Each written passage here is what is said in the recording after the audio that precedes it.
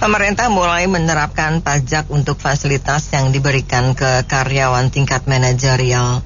Fasilitas yang akan kena pajak itu antara lain membership golf, apartemen yang sewanya di atas 2 juta per bulan, fasilitas mobil untuk karyawan bergaji di atas 8,5 juta per bulan, dan beberapa fasilitas mewah lainnya. Apa komentar Anda mengenai pajak baru bagi fasilitas untuk karyawan tingkat manajerial ini? 633-9160 dan WhatsApp call 0816-924-924. Sebenarnya ide itu tidak salah. Tapi yang saya sesalkan adalah kenapa ya pejabat kita itu kok kayaknya nggak kreatif banget dan malas banget. Ini artinya, ide ini artinya berburu di dalam kebun binatang. Jadi berburu di dalam kebun binatang. Kenapa? Mudah aja mencari yang kayak gitu karena sudah memiliki NPWP, sudah memiliki karya yang jelas dan sudah menjadi WP yang pasti. Nah, kenapa tingkat daripada partisipasi masyarakat Indonesia pembayar pajak yang masih rendah tapi memiliki uang itu kenapa kok tidak dilakukan oleh pejabat pajak? Kok pejabat pajaknya malas ya? Padahal sebenarnya zaman sekarang itu mudah loh. Kenapa saya ngomong seperti itu? Nggak perlu keluyuran ke jalan-jalan panas-panas. Tinggal ngelihat di medsos saja. Itu udah bisa mendapatkan sesuatu. Apakah karena pejabat pajaknya korupsi di medsos nggak ketahuan sehingga juga nggak mau cawe-cawe di medsos? Kan ini keterlaluan. Padahal tingkat pembayar pajak di negeri ini tuh masih terlalu rendah dan selama 10 tahun itu nggak ada peningkatan, termasuk nggak ada peningkatan, hanya meningkat pada saat kita melakukan tes amnesti aja. Nah, nggak apa-apa sih kreatif, tapi kreatifnya itu jangan berburu di kebun binatang. Itu yang saya sesalkan. Turun dong ke jalan, atau perlu diganti Pak Ahok aja, apa itu namanya, Dirjen Pajaknya. Makasih. Ya, saya pikir memang Dirjen Pajak ya, seperti dibilang oleh Ibu tadi, itu tidak cerdas, sekaligus tidak punya hati nurani. Karena sebenarnya kalau dibilang itu manajerial itu ya katakanlah dengan bahasa lainnya kaum middle class ya, working middle class. Mereka ini adalah penggerak ekonomi karena daya beli. Daya beli dalam pengertian dia harus menyekolahkan anaknya, karena kan usianya rata-rata mungkin produktif antara 25 sampai 45 gitu atau sampai 50. Dia menyekolahkan anaknya, dia juga membiayai perobatan orang tuanya dan sebagainya. Jadi kenapa justru menghantam kepada kelas menengah kita yang sebagai penggerak konsumsi rumah tangga atau konsumsi domestik.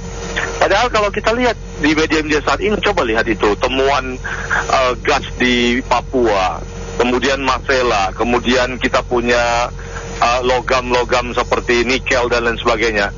Itu saja yang difokuskan dulu dalam 1-2 tahun ini, bagaimana supaya pajaknya meningkat tanpa merusak daya beli. Tetapi kalau kita lihat Dirjen Pajak ini memang membebani rakyat.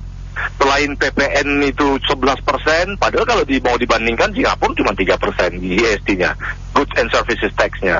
Kemudian selain PPN naik, sekarang mau dinaikkan lagi fasilitas-fasilitas seperti ini. Kalau dibilang kata-kata golf itu hanya untuk mengatakan seolah-olah golf itu adalah barang mewah sekali.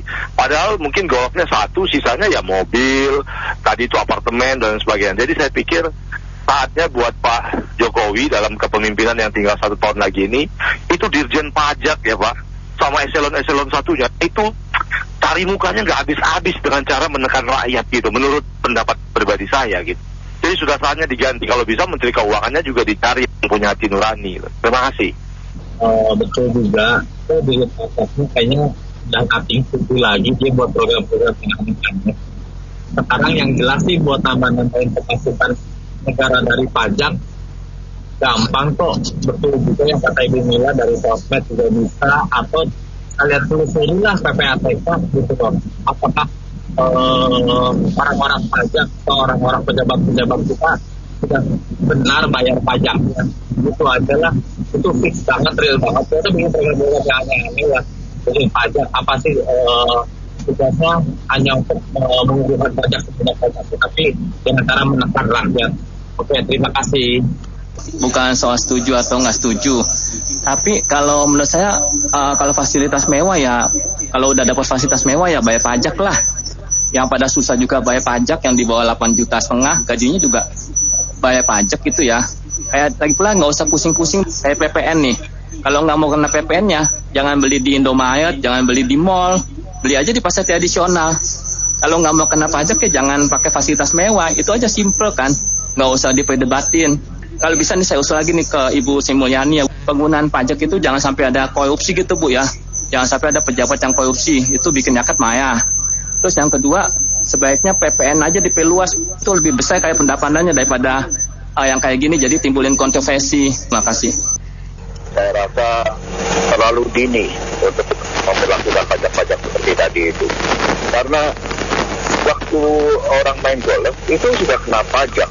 Jadi kalau dari salary-nya harus kena lagi, itu sebetulnya double tax implementation ya. Jadi itu hal pertama. Hal kedua, ekonomi Indonesia lagi mulai menanjak luar biasa mungkin sejak tahun lalu, dan orang-orang ini mulai, maksudnya orang-orang bergaji dari kelas bawah maupun menengah, buying powernya mulai naik. Tapi kalau dengan adanya pajak kemewahan atas gaji mereka yang baru aja membaik, saya rasa jangan, karena itu menghambat peredaran uang ataupun pajak dari hospitality, restoran, dan golf, dan lain-lain. Terima kasih. Kalau pendapat saya, masalah pajak mau berapapun itu nggak jadi masalah. Tapi yang jadi masalah pentingnya adalah kira-kira pengawasan pajak ini bisa diawasi ketat nggak? Sampai di mana penggunaan pajak itu jangan sampai terjadi korupsi lagi. Itu aja, nggak banyak-banyak. Kelihatannya ini negara kehilangan akal untuk ngambil duit dari mana gitu loh. Sebetulnya lama dimaksimalkan aja yang mafia tambang, katanya mafia hutan, mafia minyak goreng, yang mafia itu dibasmi gitu loh. Gak perlu diperas seperti Mama Sanduk sih, masih menetes lah. Ini memeras peti gitu loh. Apa yang menetes gitu loh, orang baru bau ternapas gitu loh. Enggak. Dulu Bu Sri Mulyani ini belajar kepada anak yang lain. Kalau dia memang yang yang terkenal nomor 1 terhebat katanya ya. Tapi rakyat terus begini gitu. Sebenarnya pemerintah itu fokus pengawasan dan menindak para koruptor. Itu jauh lebih efektif daripada terus menaikkan pajak. BPN dari 10 jadi 11. Ada wacana lagi mau naikin jadi 12. Sekarang pekerja yang baru mulai naik daun dikasih teks lagi seperti itu. Sedangkan korupsi di mana-mana, dari lini bawah sampai atas, gila sekali korupsinya. Pemerintah harus cepat sadar. Rakyat lama-lama jenuh melihat seperti itu. Ya, dari tingkat paling bawah sampai paling atas itu korupsinya gila-gilaan. Ya, baik ke aparat penegak hukum. Wah, capek deh kalau lihat negara ini sih udah berat ya. Kecuali ada seorang pemimpin yang sangat tegas. Terima kasih. Ini kalau aku misalnya berburu di kebun binatang, hanya ngincar mereka yang sudah masuk dalam dunia pajak. Dan sekarang kalau dipikir ya, ini kita karyawan sudah kena pajak penghasilan, nanti kita makan kena pajak, kita beli rumah kena pajak, beli motor kena pajak. Di total pajak yang kita bayar itu besar banget. Ini sekarang masih mau dikenain pajak macam-macam lagi. Kenapa nggak mencari pajak yang lain, misalnya ke orang asing atau ke mereka-mereka yang belum bayar pajak sampai sekarang. Ini mendang-mendang namanya karyawan nggak bisa lari dari pajak kemudian dihajar terus-terusan begini gitu. Ya nggak bener lah gitu. Ini saya terus terang sangat menolak ya, kalau bisa menolak, karena kelihatan sekali kantor pajak ini cari yang gampang untuk menambah dana pajak, karena yang belum lapor tuh banyak kok. Kenapa dia tidak intensifikasi ya? Bagaimana caranya supaya yang belum comply, yang belum sama sekali itu bisa terjaring, bukan yang sudah patuh dihajar terus. Itu aja. Saya pikir di sinilah letaknya bahwa para karyawan level manajerial itu harus menyadari pentingnya berserikat dan berserikat. Selama ini kan kalau serikat buruh itu dianggap hanya untuk buruh blue collar, sehingga mereka betul-betul vokal dalam menyuarakan suaranya dan memperjuangkan haknya, karena tahu bahwa perusahaan tidak akan memperjuangkan dan tidak ada entitas hukum lain juga yang akan memperjuangkan. Begitu juga dengan katakanlah white collar atau managerial tadi ya bahasanya itu yang kalau tidak di sisi perusahaan, dia akan ambil dua langkah, either dia mengurangi dan kena pajak, atau semua pajak itu dia pass on kan kepada si karyawan, sehingga bisa saja manfaat yang diterima jadi berkurang gitu. Kalau untuk meningkatkan kos, perusahaan nggak bakal tempuh itu. Dan dalam hal ini pemegang saham atau pemilik perusahaan juga nggak akan perjuangkan atas pajak yang ditetapkan pemerintah ini, karena pemerintah juga tahu bahwa soft spotnya adalah di manajerial karyawan ini nggak akan ada yang bela, dan mereka ini tidak bersatu kan, karena merasa hebat masing-masing, tidak ada persatuannya, tidak ada asosiasinya, jadi memang a very sweet spot lah untuk dihajar. Namun yang kita juga cukup prihatin dalam kepemimpinan Sri Mulyani sebagai Menteri Keuangan, dia membuat sebuah intensifikasi dan ekstensifikasi pajak yang memang cukup ngaco gitu, termasuk dengan pajak karyawan manajerial ini. Karena kalau apartemen ya di Jabodetabek atau Surabaya, Medan dan seterusnya tadi dikatakan fasilitas mewah 2 juta itu ya, di Jakarta ini kos-kosan dalam lorong-lorong itu aja 2.500.000 juga gitu. Jadi tiba yang mewah yang bagaimana, mobil mau dikasih Xenia dan Avanza ya memang hanya alat untuk bekerja gitu. Tadi dikatakan bolong, harusnya yang dipajakin itu tenaga kerja asing, dan sekarang itu cukup banyak. Apakah levy yang mereka bayar itu bisa nggak dinaikkan 4-5 kali lipat, sehingga termasuk memproteksi dari pasar tenaga kerja kita juga. Yang kedua, bagaimana dengan pajak-pajak barang mewah yang benar-benar mewah. Jadi jangan standar mewah itu diturunkan. Bayangkan tadi di dalam deskripsi dikatakan bergaji 8.500.000. Apakah bergaji minimum 8.500.000 dianggap manajerial dan dianggap mewah oleh Sri Mulyani? Sri Mulyani punya hati nurani kok. Dia orang cukup pintar. Coba dia jawab. Tapi mungkin dirjen-dirjennya nggak punya hati nurani barangkali ya, dan angkat muka lah dari kita. Tetapi kalau Bu Sri Mulyani punya hati nurani, apakah 8.500.000 itu bergaji 8.500.000 itu mewah apa enggak? Coba Bu Sri jawab sendiri. Iya, ini salah satu bentuk ngaco banget gitu loh. Gaji dengan orang 8,5 juta yang notabene dia mungkin kalau dia sifatnya kayak dia ngekos loh kan nggak semua orang manajerial itu disiapin fasilitas rumah, ya kan? Bahasanya kan mereka kalau misalkan yang orang yang lokal Jakarta, mereka kan pasti ngekos gitu loh, ataupun tinggal di rumah saudara atau apa gitu kan, ataupun dari daerah pun mereka juga pasti nggak mungkin dikasih fasilitas begitu besarnya gitu loh. Yang notabene agak aneh sih gitu, nyeleneh gitu loh, mungkin pajaknya peraturannya gitu loh.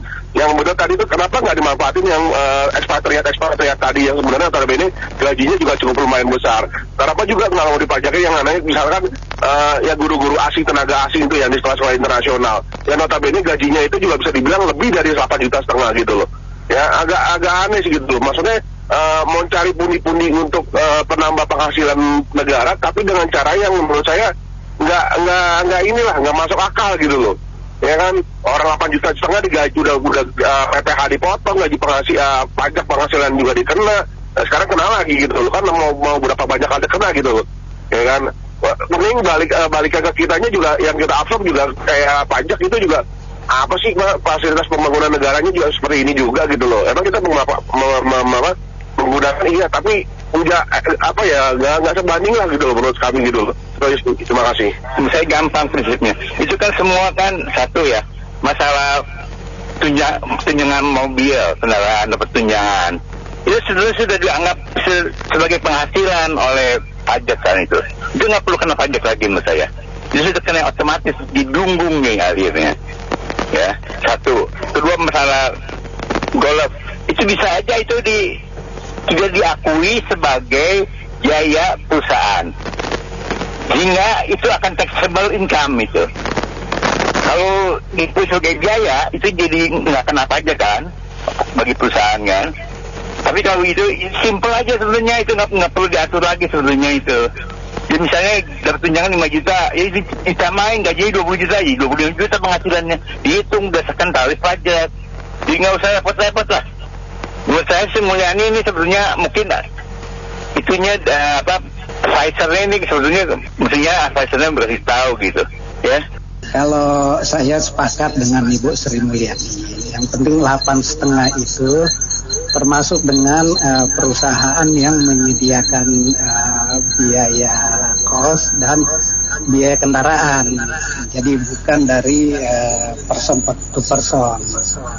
Kalau itu memang perusahaan semua yang menyediakan, maka saya sepakat. Tapi kalau hanya si karyawan yang membayar kos dan kendaraan, itu saya tidak sepakat. Ya kalau menurut saya sih kalau naik itu maksudnya naik, dikenain. Jadi kita nambah manfaatnya apa gitu loh dari yang membayar pajak gitu loh. Dan bukan maksudnya cuma ini aja, mungkin di pajak yang lain ada rencana mau dikenain juga gitu loh. Jadi kalau kita dikenain tambah pajak ya harus ada dari pemerintah memberi apa gitu loh. Kalau sama-sama aja ya buat apa gitu kan. Jadi itu menurut saya dari korupsi juga belum dituntaskan gitu. Jadi kayaknya kita bayar pajak itu buat dipakai buat siapa? Buat rakyat atau buat elit politik atau buat siapa? Atau buat partai atau gimana gitu loh. Jadi kita nggak merasa kita nambah bayar gitu ada nambah buat kita gitu loh ke rakyatnya gitu loh. Gitu aja sih. Oke, makasih. Ya itu malu sih kalau kami bilang ya, pajak dinaikkan terus, dicari terus yang baru, terus korupsi jalan terus. Itu nggak tahu malu sih. Naikin pajak kan gampang itu, susah-susah kerja bayar pajak ke mereka untuk korupsi. Terima kasih. Baik, terima kasih banyak Anda mitra bisnis yang sudah beropini untuk Businessman Opinion. Saya Rina Amelia.